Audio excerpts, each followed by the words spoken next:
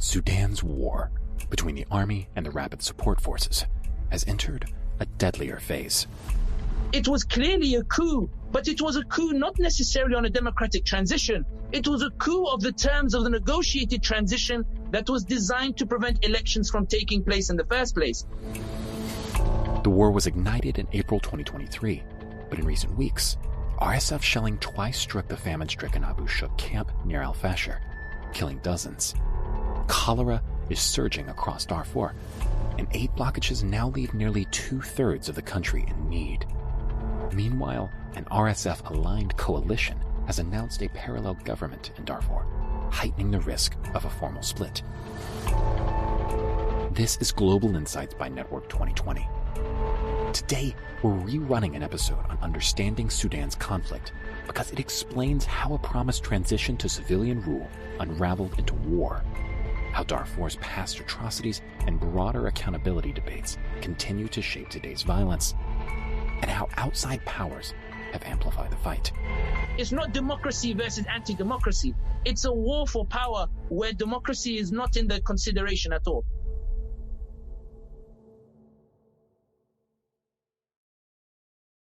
In this episode, we're joined by Mr. Sami Hamdi, an expert on the MENA region and the managing director of the International Interest, a global risk and intelligence company. Moderating the conversation is Courtney Doggart, president of Network 2020. I'd love to start in a place where we can really just get everybody on the same page. So I really want to start with kind of a factors and actors question. So what are the factors that led to the outbreak of the conflict, and who are the main actors that we should be aware of? Thank you very much, Courtney, for having me. Thank you to everybody who's here. I think there are the immediate reasons, and then there are the contextual reasons. And Sudan is easier understood if we go backwards.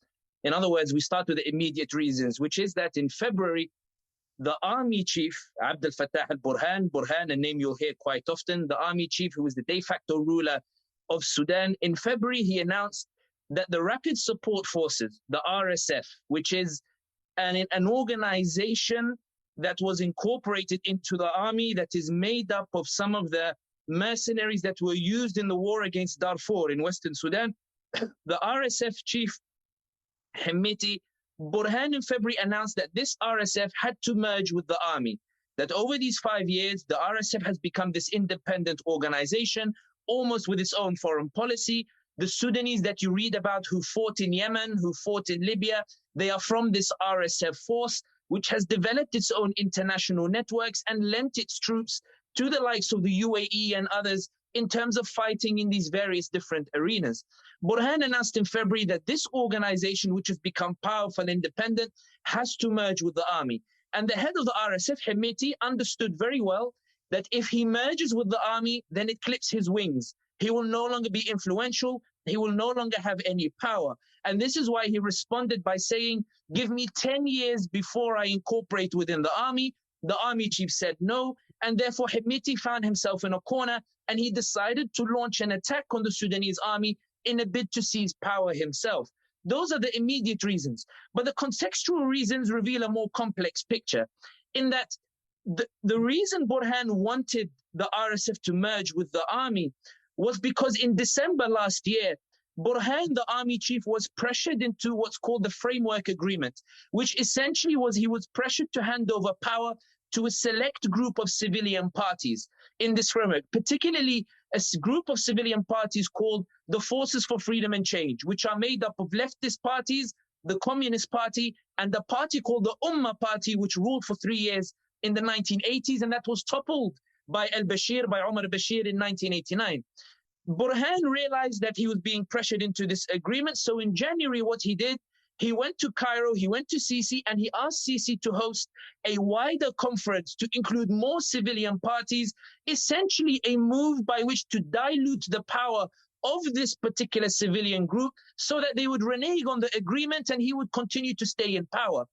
And the civilian parties, when they realized this was the tactic, when they realized that he was expanding participation to stay in power, they started rallying around these rapid support forces, around Hamdi, the head of the rapid support forces.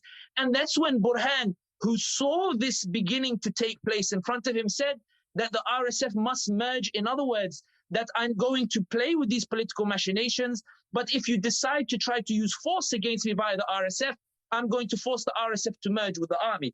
But again, there's even more contextual, which adds an extra layer of complexity to this, which is that if you look at the manner in which Sudan's revolution, if you will call it a revolution, some will call it a coup on Omar al-Bashir, the reality is that when Omar al-Bashir fell, or when he was toppled, there were two prevalent narratives. And these two narratives are important to understand in terms of to appreciate how we got to this stage.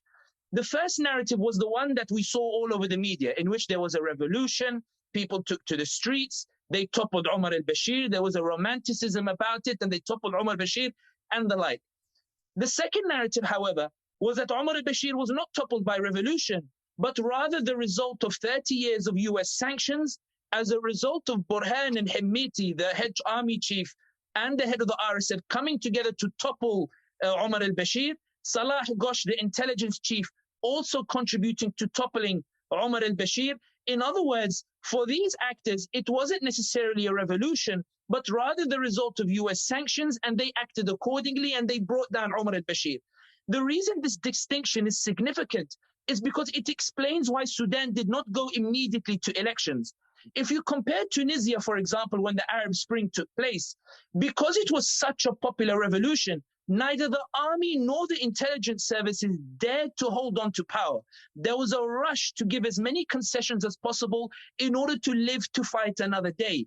Likewise, in Egypt, the army were under such pressure as a result of the popular revolution that they decided to give free and fair elections in order to live to fight another day. But in Sudan, these dynamics were not present. Instead, there was a sort of relaxation amongst the political actors that this was not a revolution in the conventional sense, but rather the terms of Sudan's rehabilitation would not be determined by the people who took to the streets, but by Washington that imposed the sanctions.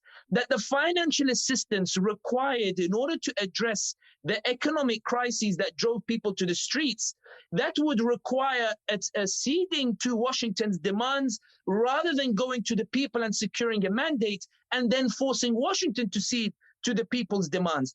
And how that manifested was that the forces for freedom and change, the civilian parties, instead of insisting on elections, they entered into a negotiated settlement with the army.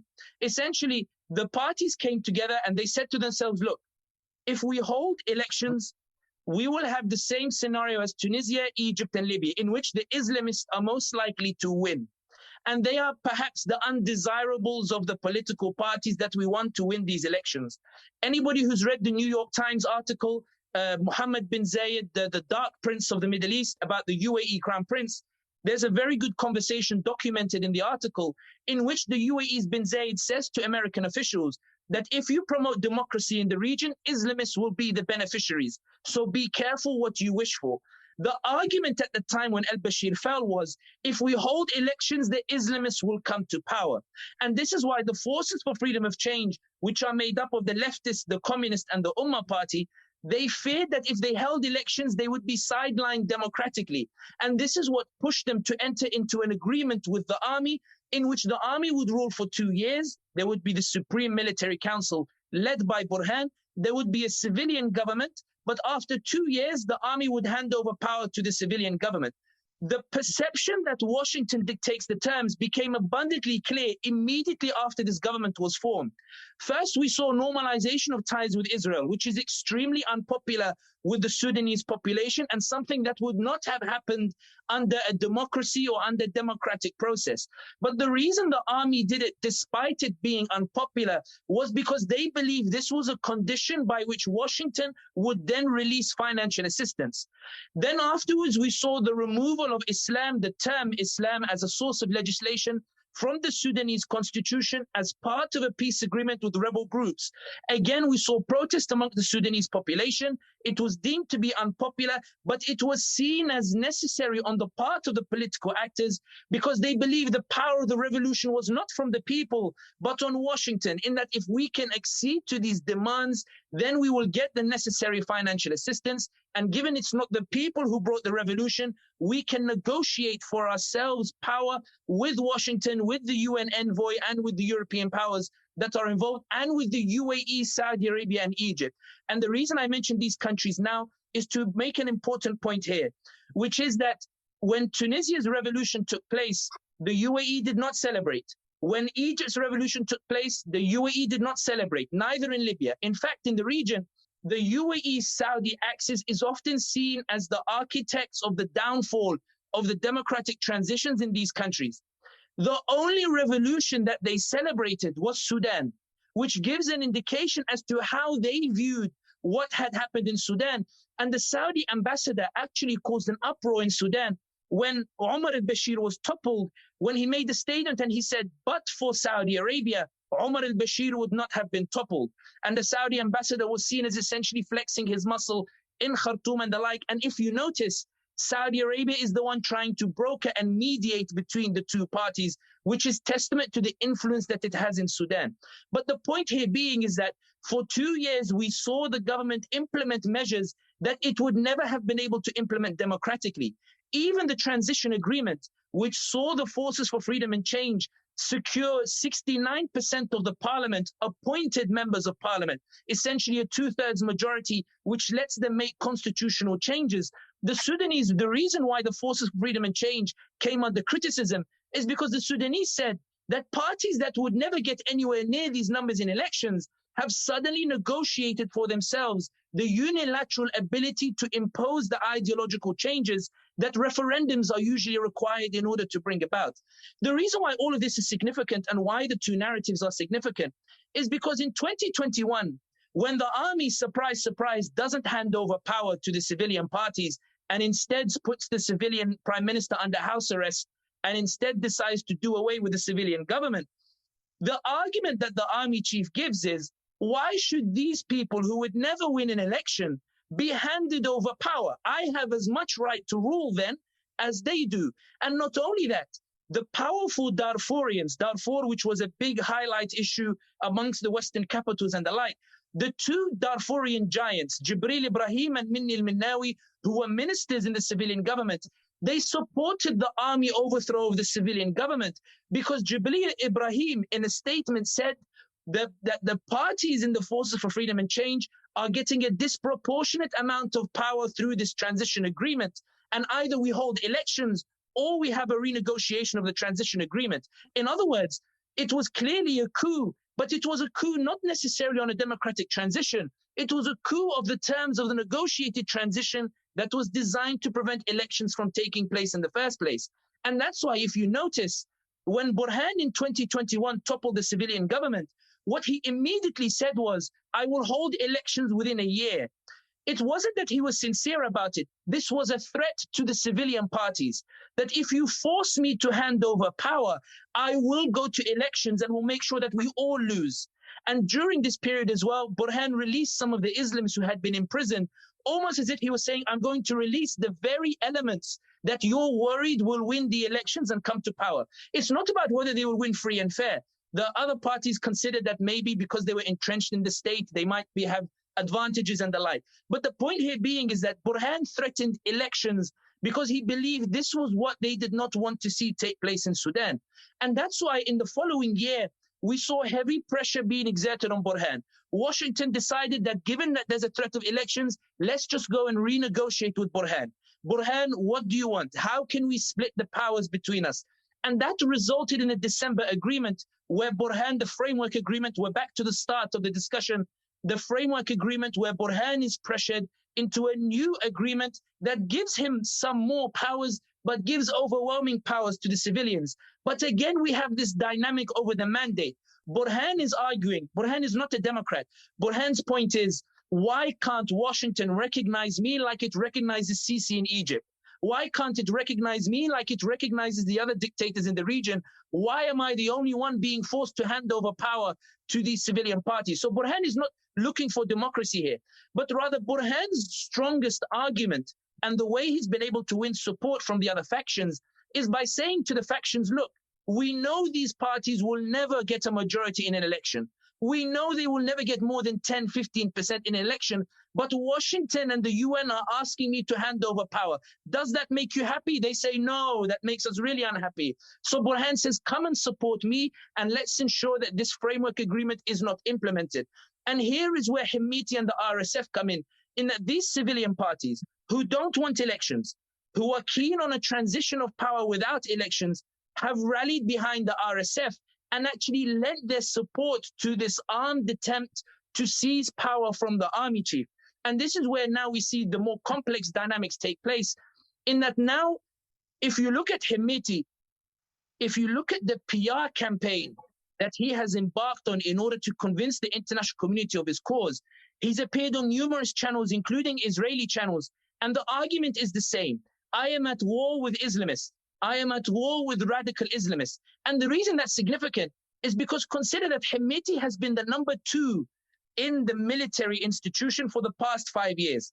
That means Hemeti has sat on the table of all of these international delegations that are involved in the transition process.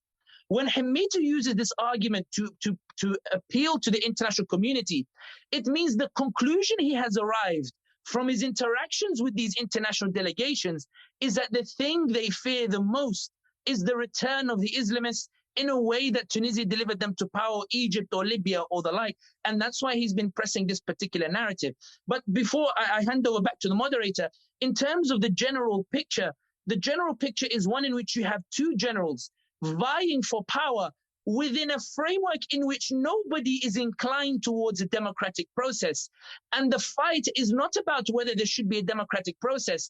The fight is that given that we're all agreed that there should be no democratic process, which of us should be the beneficiaries of these negotiated settlements?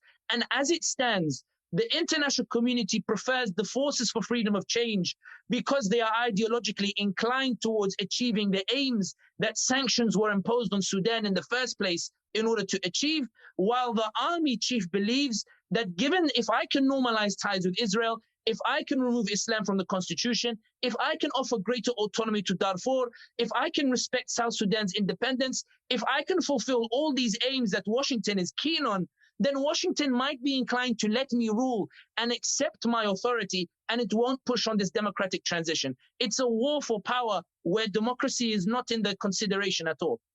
Thank you. That was, I mean, I know that there was a lot to cover and you covered a lot of ground there. With that, I wanted to talk a little bit about, I was going to ask about the state of democratization in Sudan, but basically from what I'm understanding, it is not at all, it almost isn't even on the table in many respects. So I just wanted to get your assessment, if you wouldn't mind quickly. Are there groups in Sudan that are still very pro democratization, and what does that look like, and what are they saying? And what would you say about Washington's commitment to democratization in Sudan after this incident? I think the difficulty with talking about this topic is that if you look at the Arab Spring, it was abundantly clear that there is one trend that dominated the free and fair democratic elections, which were the Islamist parties. And one thing, I know anecdotes are bad form, but they might help the audience to understand. I was in Egypt in 2013 before Morsi was elected. And I remember going around, from Alexandria, going down south all the way to El-Minya to the Sudanese border, talking to random people, who will you vote for? What is it that's going to govern the way you vote and the like? And the overwhelming majority of people that I spoke to, if you ask them about a political program or economic program, they knew nothing about the programs of the candidates. But when you ask them who they'd vote for, they would say, I would vote for Morsi. Why will you vote for Morsi? We want somebody who fears Allah. But surely there's more to politics than this. No. If he fears Allah, Allah will open the heavens for him and Egypt will be made better. The point here is that the sentiments that were overwhelmingly present in the Middle East is, as Bin Zayed says in this New York Times article, overwhelmingly in favor of the Islamist trends. And this is why I think that when we talk about the democratic process in Sudan or the like, the reason why there's an aversion to the democratization of Sudan is because there is a general consensus that these Islamist trends will be the beneficiaries of these democratic processes. And I think that for Washington, or indeed for the European capitals, at least from my engagement with them behind closed doors in these Chatham House rule discussions that you have.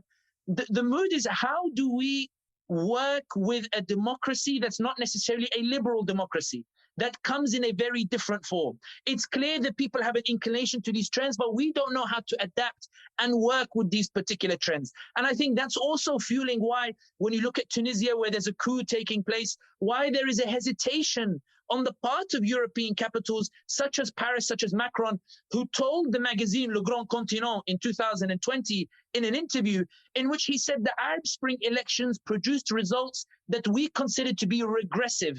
That shows the preference for regression. So I think when we talk about the democratization of Sudan, there are two arguments. There is one, do we accept democracy irrespective of the results? And I think the general consensus, even amongst the international powers, was no, we won't accept it. And that's why there was a blessing for the negotiated transition that bypassed the people and bypassed the elections. Or do we go for a democracy in which we, and I use this word very carefully, and it's not my phrase, and I'm not fond of it, do we hold elections only when the people are educated and able to make the correct choices in democracy, which is what the Forces for Freedom and Change are arguing, which is a very arrogant imperialist kind of view, but nevertheless, this seems to be the prevailing argument. The idea being that we can't trust these people to vote.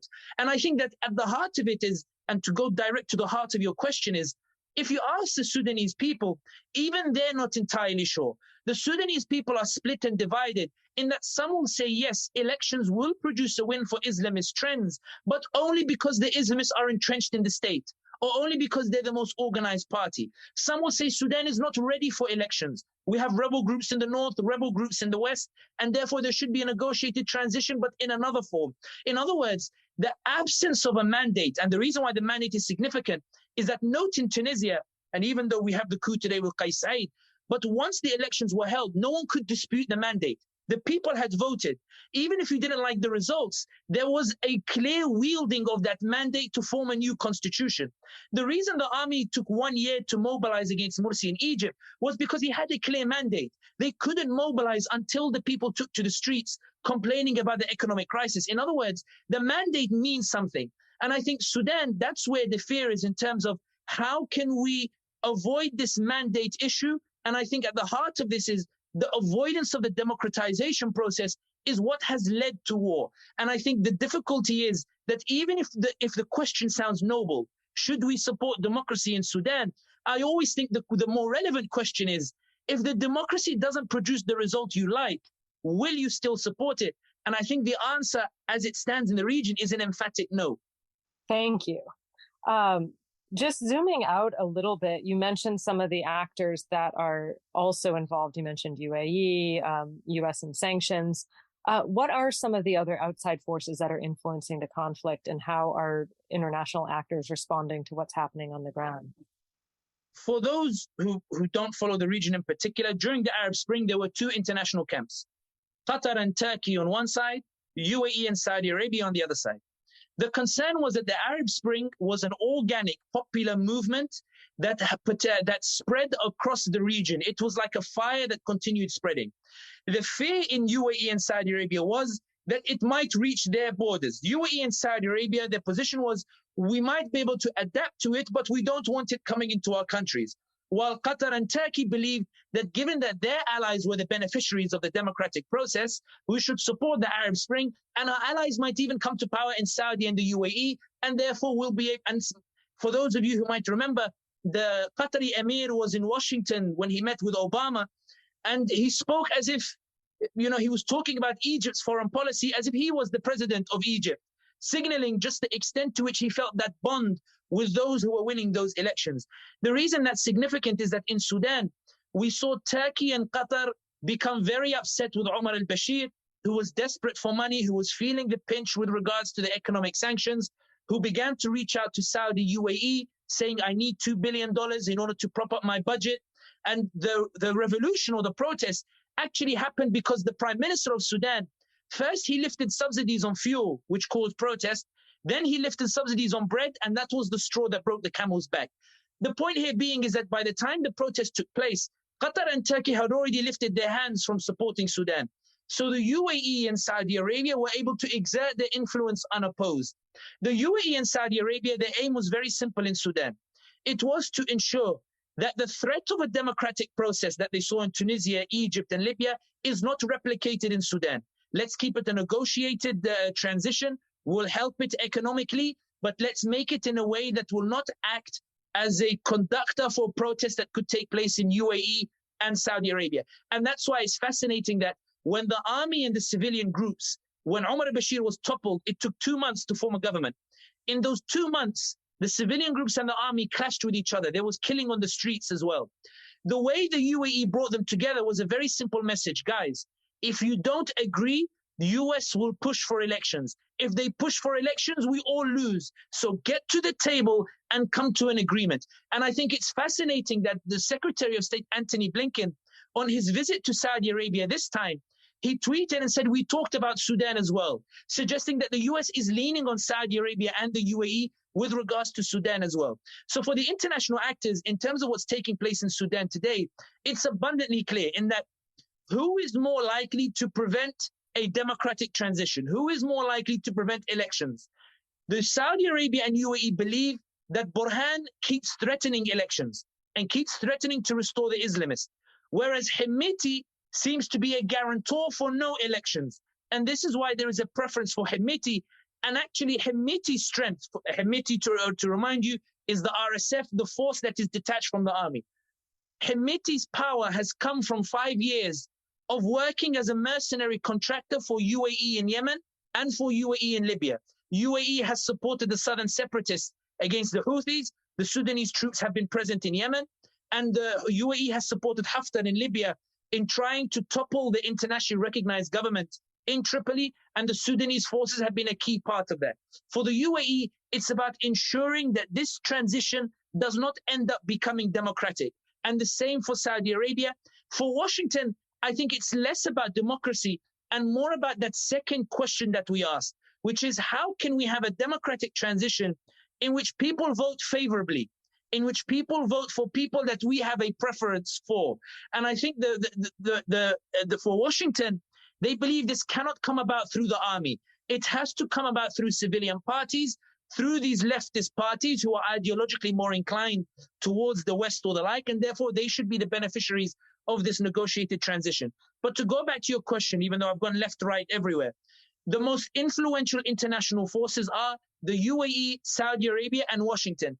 And all three are in consensus that there should be a negotiated transition to hand over power to civilian parties without elections, and civilian parties that are inclined towards implementing the ideological changes that are necessary in the eyes of these powers, in the eyes of Washington, in order to prevent Sudan becoming either a haven for terrorism or essentially leaning towards the east or relying on Russia like they did before.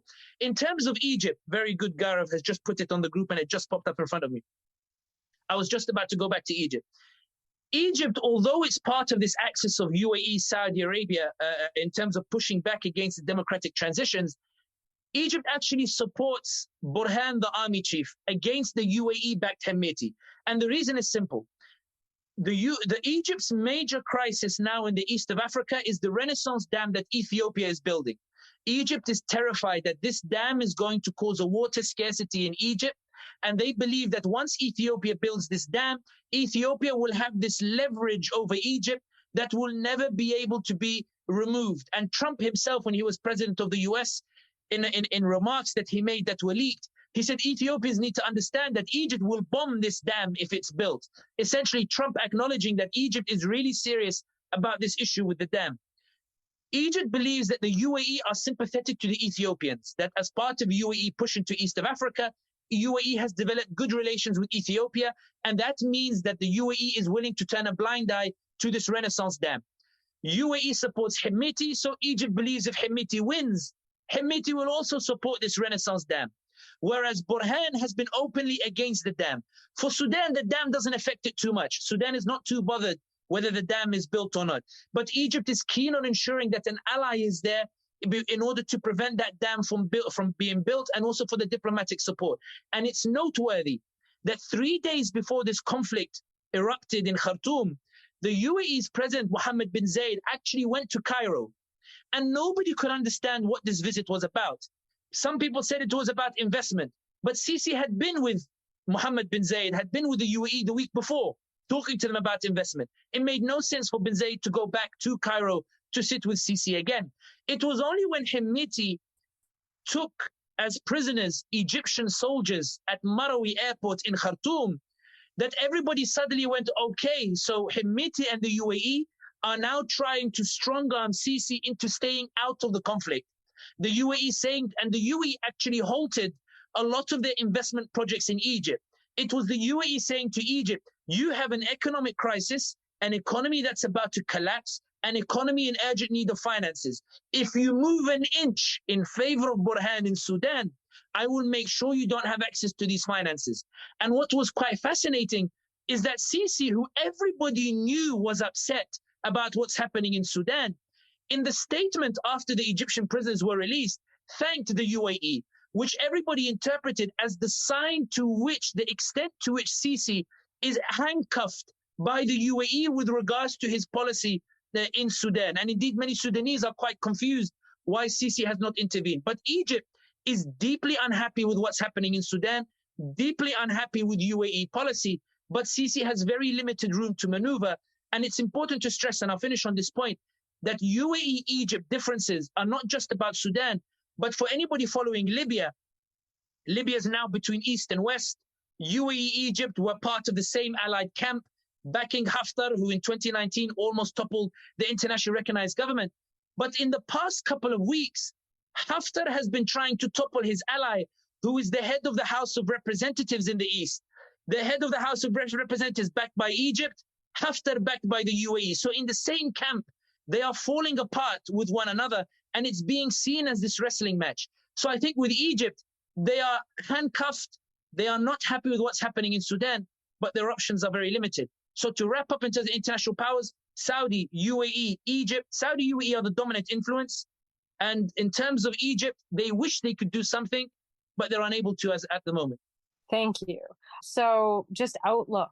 What are the chances of a peaceful resolution to this conflict, and what actions or compromises do you think would be required from both either side, as well as some of the international actors that you've mentioned who clearly have a stake in the game? Hemeti's coup, or Hemeti's attack on the Sudanese army, was supposed to be swift. Hemeti lives 2 or 3 blocks down from Burhan, or 2 or 3 streets down from the army chief Burhan. He was supposed to quickly go to his house, which takes 5 minutes, assassinate the army chief, and then the constitution, because he's the number 2, he would take over power. Burhan is rumored to have got a tip-off and then left his house, and Hemeti didn't find Burhan in his house. The point here being is that Hemeti was supposed to make this a very quick enterprise, but he didn't. And now it put the international community in a very difficult situation. Should the international community back the army institution, a state institution, which is the Sudanese army, or can they afford to be seen to be supporting what can only be described as a militia that is seeking to topple the Sudanese army? And this is why there's been a focus on presenting the parties as 2 factions, as opposed to an army versus a militia. Because when you say it's 2 factions and 2 generals, it's easier to justify standing back and holding a mediation process to try to bring them together. And the reason why that's important is because it answers the question about the outlook. What's happening at the moment is that the Sudanese army has been gaining the upper hand on the ground.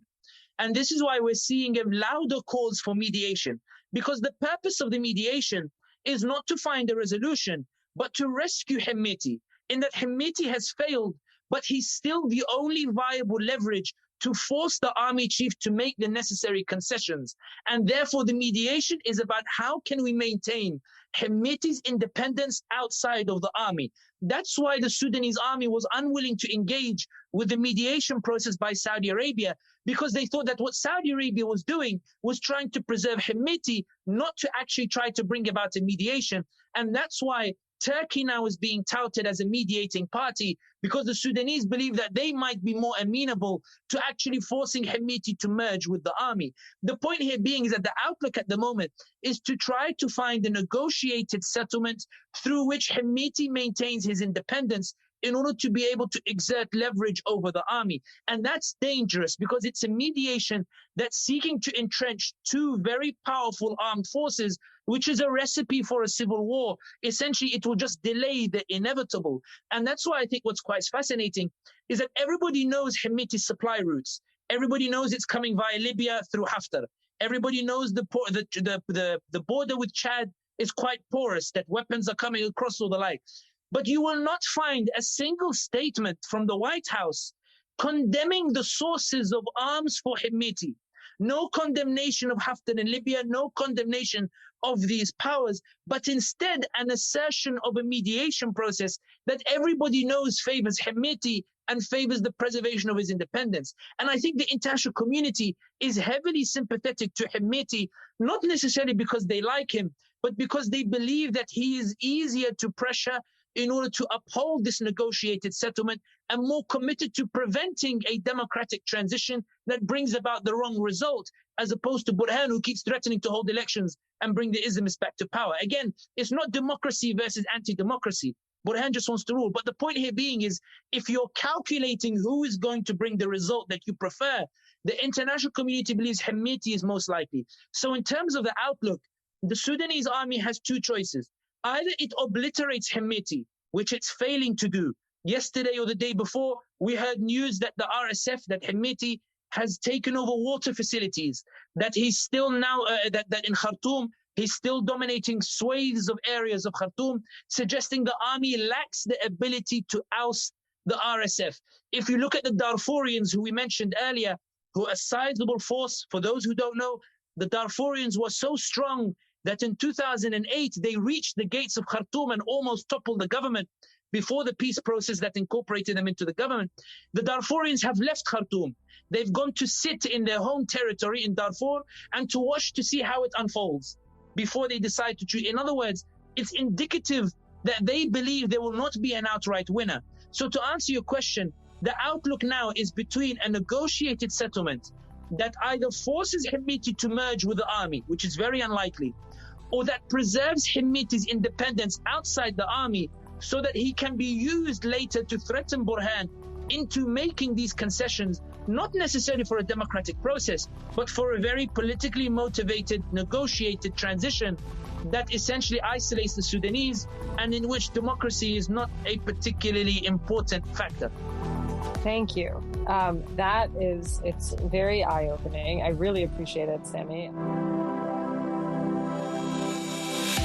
Thank you for joining us on this episode of Global Insights. You can subscribe to Global Insights on Apple Podcasts, Spotify, or wherever you get your audio. For more analysis, events, and ways to connect with our community, click on the link in the description.